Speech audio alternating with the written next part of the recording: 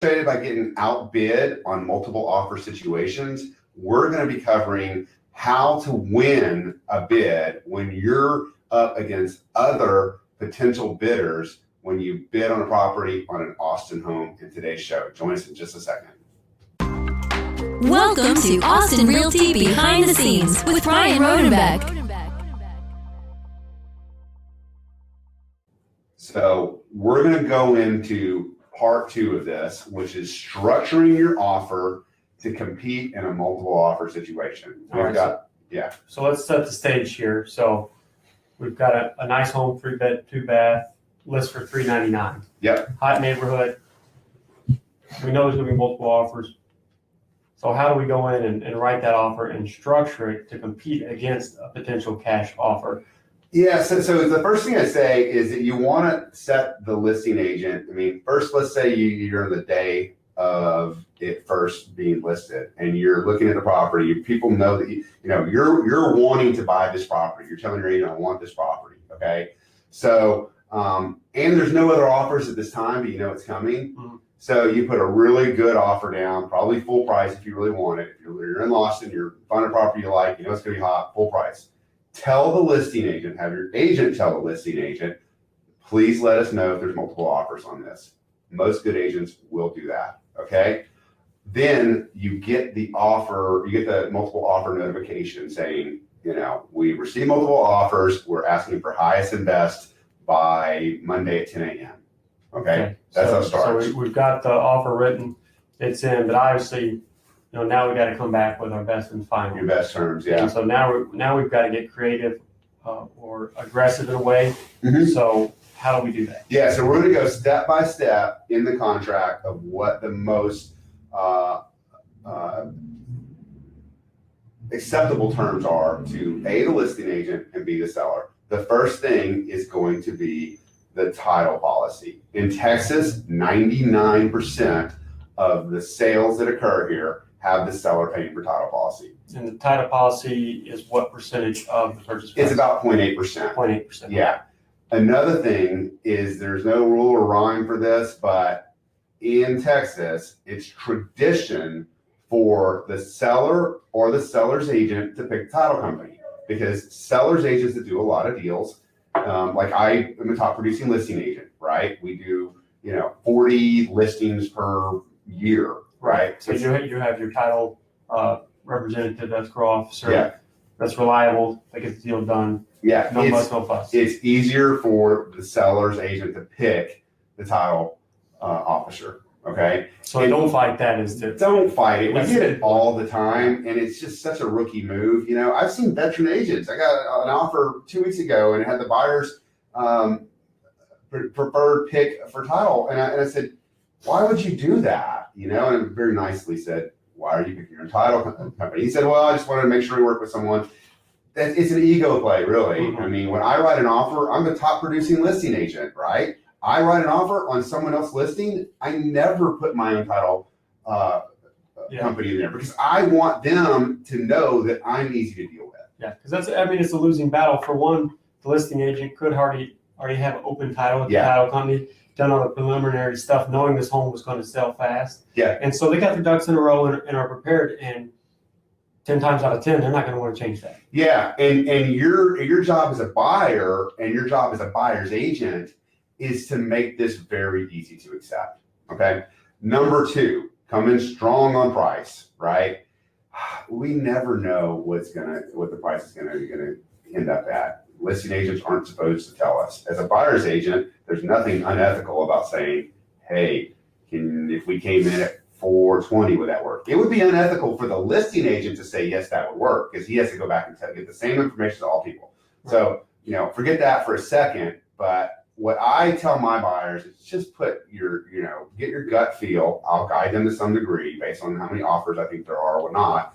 Whatever you put down, put $1,100 on it. So if you want to come in at $415,000, you need to come in at $416,500. $16,100. Yes, $16,100. And this is just it's just one of these things that I'd hate for someone to lose a property by $1,000 or $1,100, right? Number 3, when when you put an offer on a property, there's a section in there that says that you're going to get a survey and what's called a T47. A T47 affidavit is just stating that the survey is exactly the same from when you got it, or you added a deck or whatever, right? 9 times out of 10, when you're provided a survey in T47, that survey is going to be acceptable to the new lender, okay? However, there's this on that section of that form, it says, seller provide survey in T47 within X days, 7, 10, whatever, right? If the lender does not approve this, the buyer or the seller will pay for it. You have to choose one of those boxes. We recommend to put buyer, because again, we're just trying to give them no reason at all to reject our offer. And you're just taking things off the list that the seller doesn't have to mess with or pay for. Yeah, absolutely. So basically, it's just slowly increasing that offer, yeah, while decreasing their responsibility. Absolutely. The next checkbox we get into the contract is objections to title. Okay. This is one of those things that most agents don't think about. Most agents aren't trained to do. And if they are trained to do it, they're trained to do it wrong. And what I found is when agents are trained to do stuff, they're usually trained to do it the wrong way. Okay. For example, you'll see what it says in the contract, paraphrasing here, that when the title commitment is issued, the buyer has blank days to object to any issues on title. Okay. You see 5, you see 7, you see 10. I've seen 21 days, right? It hardly ever is an issue with an objection to title. Mm-hmm. But what this is another out for the buyer.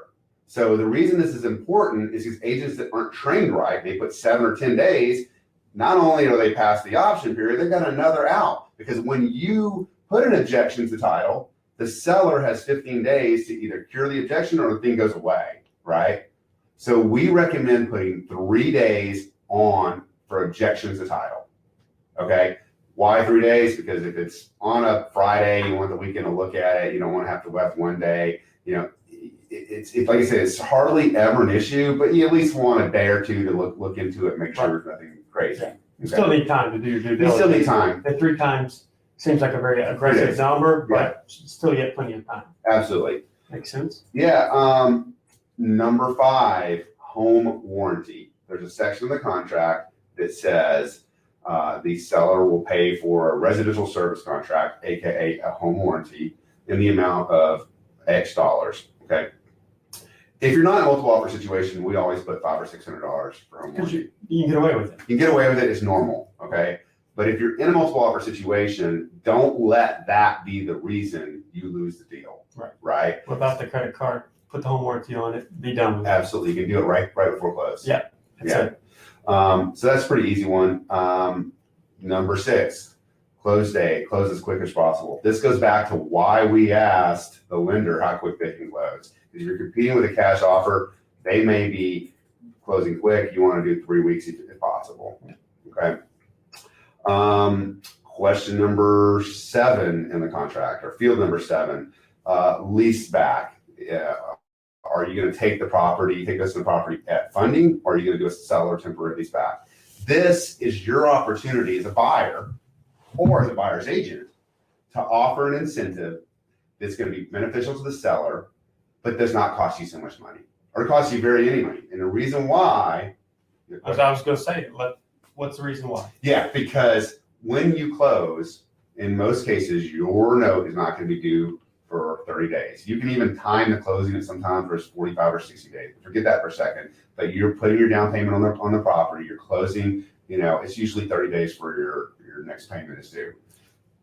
And tell me if I'm wrong here, but that could be huge for the seller, especially if they already have another home under contract and say their home sells fast and it goes for a quick close, and their home isn't set to close for maybe another week or 2 weeks post the close of their home, and that's going to put them in limbo. And then if you as a buyer come to them and say, hey, guys, I'm not in a rush. Yeah. Why don't we just do a lease back for 2 weeks? You take your time, do your thing. And you know what? I'm not even going to charge you rent. I'm just going to have you put down a little deposit money, but I know you keep the house clean. It looks great. Yeah. It's just for, safety reasons per se, in case something does happen to the house. Yeah, and typically what happens is when someone's selling a home and they'll put in MLS that they do need a lease back, what happens in that case is that they have not even started to look for their home. So they're in a crunch too, right? So we say arbitrarily, 2 weeks, but if you can do a month or 6 weeks, that means after the inspection period occurs, the seller of the home you're buying can go ahead and start looking for a new home. Right. So if you can give them the ease of a month or even 6 weeks, that's a huge weight lifted off their shoulders. Prime example, a listing I got coming on the market 1st of April. Mhm. It's going to be a hot house, most likely multiple offers. We've already got their next home under contract, everything's done, but the close date potentially is still, if we sell their house the first weekend, go under contract and do a quick close, there's going to be a gap there. And that may be one of the things, even if they get a higher offer, if a buyer comes in and says, hey, we'll do a lease back and, for those 3 weeks or 4 weeks, whatever the difference is, until they close on their new home, that may say, okay, I'll take less money not to have to move out to a temporary location just to move into my new home. It's one of several factors, but it may be the most important one if you're dealing with someone that's selling their home and buying another one, which we do a lot, right? And those are questions that your agent should try to find out and gather. Absolutely, yeah. Number 8, closing costs. Okay, guys, if you're watching this and you need closing costs, in other words, if you're able to put a down payment, this happens. I'm not knocking anybody for this, but my advice to you is if you're buying a property and you need closing costs in order to seller pay closing costs, there's a section of the contract saying that the seller will pay X amount of closing costs. The way this works, if it's $400,000 property and you put an offer in at $410 and you're asking for the seller to put $5,000 in closing costs, you just offered $405. Right. Okay. Also, if you go above list price, then you do not, and you're asking for closing costs, you're saying up front that you do not have any money to make up the difference between contract price and list price. So here's what you do, right? If you need closing costs, in my opinion, you do one of two things. One, you save up money so you don't need closing costs, or you try to buy your property at the end of the year. The seasonality market dictates that the most homes sold are between February and May, and then secondary market is June and July, right? You need closing costs, start looking at towards the end of the year when the market's not quite as hot. You're less likely to get a multiple offer situation, right? Makes sense. Okay, number 9, the option period / inspection period. In Texas, an inspection period is called an option period. It's called an option period because in Texas, we actually pay a fee for the unrestricted right to cancel, terminate the contract for any reason whatsoever, okay? And the client's only out that option fee.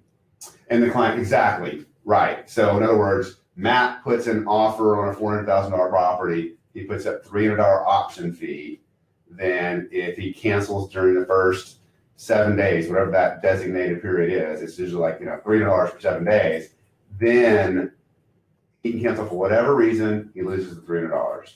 Okay, so what, say I really wanted this home and financing was in place, everything was good to go. Would you suggest me going in at say $500 or $1,000 on the option fee? Because it gets credited at close, right? Yeah, I got one the other day for $1,000 on a $600,000 property, right? And that's strong. So, I would say $500 for anything like under 600. If it's over $1 million, you can go up to 1,000, right? That's a very aggressive one. Here's the issue: is that again, agents are trained, whether it be they're trained now or trained 10 years ago, that they put $100 for 10 days. It drives me crazy if I'm getting 10 offers and I got an offer that says the buyer is going to put $100 down for 10 days for the option period. Option period equals inspection period.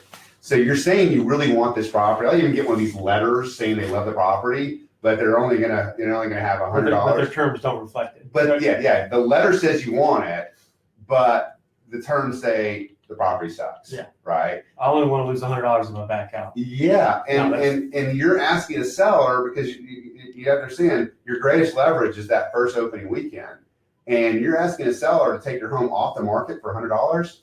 That doesn't make any sense. So and then for days for the option period, I recommend as low as you can possibly go, 5 to 7. Right. And a lot of that might depend on if it's executed on a Friday or Saturday. That makes a little, because you're going to have to get the inspector scheduled, and normally that takes 2 or 3 days. That's a good point. And the listing agent should recognize that to say, hey, this is Friday night, we're executing this. Saturday and Sunday we're not going to be able to schedule the inspection, and so we'll get it scheduled Monday morning. So it may be Wednesday before he gets out there, and so you're going to want maybe 7 days on that, to get the report back. And then maybe it's not, maybe it's on a Monday. And yeah, I mean, for our purposes in this office, we hate for option periods to be over on the weekends. It's just they're over at 5 o'clock. Not that I don't work on the weekends, I just don't want to deal with an expiring option period on a Saturday or Sunday. So, third party financing.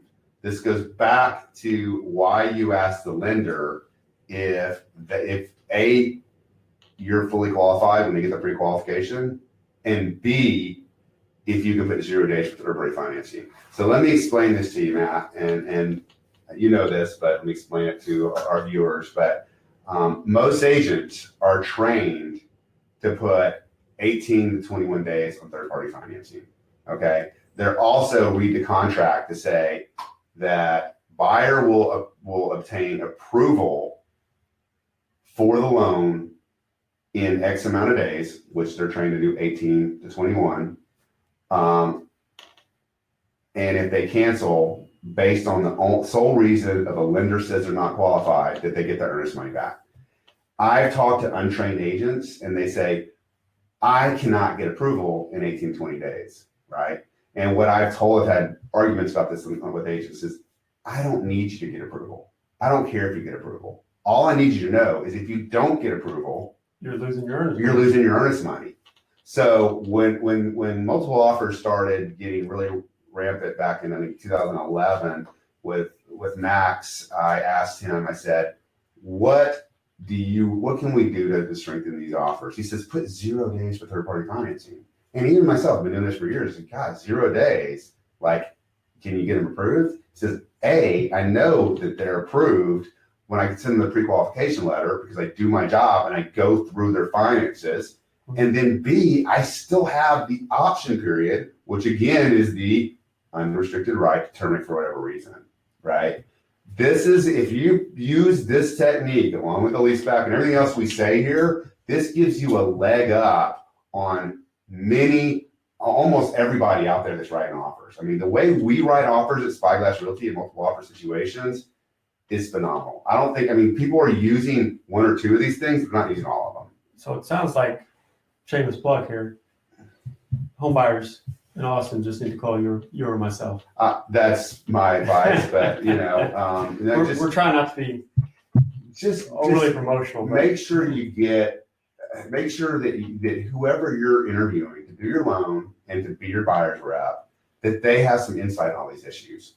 Number 11, and this is the final thing here, right?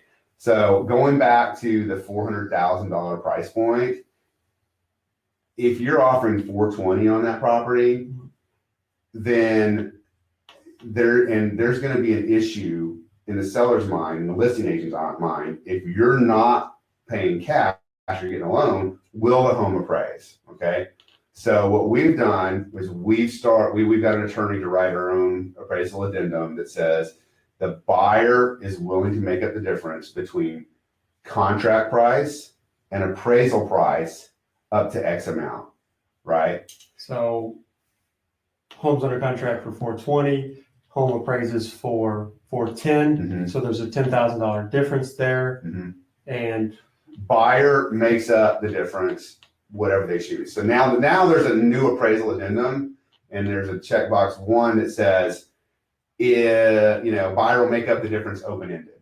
All right. Checkbox 2 says buyer will make up the difference between whatever amount. So you can go 440, right? Right. And still put 10, and that's outrageous. You wouldn't do that. But let's say you went to 420 and then committed to 10,000, right? That makes sense because maybe that home will appraise for 410 and the seller will still get 420 on it, right? And then because the buyers are bringing another 10,000 to cash, in cash to closing. Yeah, to make up the difference. Exactly. Now you need to have that money, obviously, right? Mm-hmm. Now, one of the reasons we asked the lender in segment 1 on this is how fast you can get the appraisal. Is because if you're really worried about this, you get the appraisal, order appraisal on day 1, right? So let's say you go to 420, mm-hmm. and I mean, not in all actuality, you're making sure that the home is going to appraise while the option period is still in play. Right? So that way, if it did appraise for, even 400 and you're like, I don't have enough cash to make up the difference, you're still in option period and you can cancel the contract and you're only out the option fee. That's right, because the option period states that you can cancel for whatever reason you want. Even though you're committed to make the difference, now the risk you run with that, in my opinion, is not that big of a risk. But the risk you run is that you're paying for an inspection, which is $500 or so, and you're also paying for another $500 for the appraisal.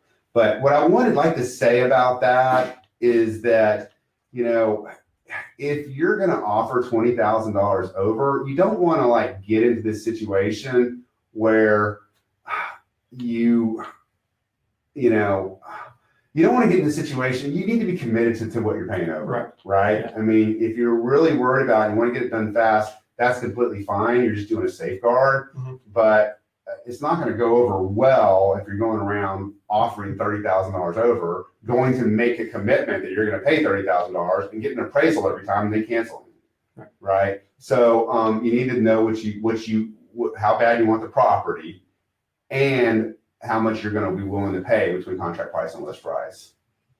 So that just goes back to preparation. Kind of getting all your ducks in a row, knowing what could happen and being ready for that. Absolutely. Yeah. So what we went over today, here are the key points, right? You want to interview your lender. You want to make sure that they're highly qualified. You want to make sure that they're highly reviewed, that they can answer these questions. We're going to have, and if you're watching this on YouTube, there's going to be a description below. We'll have a link to the website that will be bullet points of the questions that you're going to be wanting to ask your lender and whatever agent you're interviewing, right? So that makes it easy for them. It makes it very easy for them, right? So you're going to want to ask the lender the key questions that we'll point out below.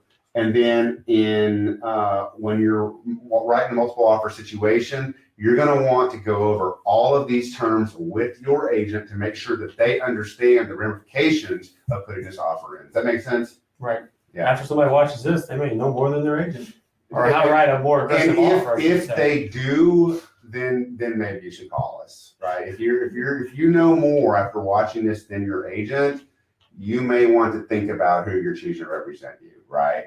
So that's all for today's broadcast. Next Thursday, we're going to be at our regularly scheduled time at 2 p.m. and we're going to go over the benefits of buying residential investment property, in particular duplexes. Oh, I like it. House hacking. Yeah, house hacking, and how you can buy a duplex for more money than you can qualify for using the rent from the other side. Mm-hmm. All right. So thanks for tuning in today. And I think you can subscribe in the chat below. If you just put your name in there, we'll get you subscribed, and we'll see you next week. You've been watching Austin Realty Behind the Scenes with Ryan Rodenbeck. Thank you for joining us.